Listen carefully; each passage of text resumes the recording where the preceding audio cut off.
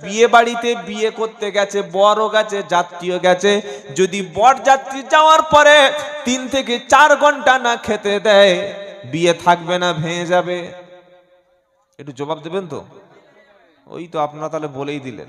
আচ্ছা এবার বলুন, বিয়ে যখন করতে যাবে তখন কমপক্ষে কতজন যাওয়া উচিত? বলুন বলুন, নির্ভয় বলুন, হয় ছক্কা নয় ফক্কা, বলুন না।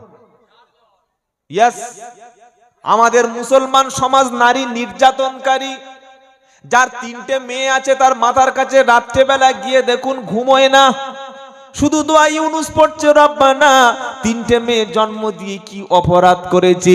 3টে মেয়ের যেদিন বিয়ে হবে কমপক্ষে 3 তিরিকে 9 লক্ষ টাকা, জোরে বলো খরচ হবে কিনা? ইসলাম বলছে বিয়েটা সবচাইতে সহজ, জেনাটা সবচাইতে কঠিন, আর সমাজ এখন জেনাটাকে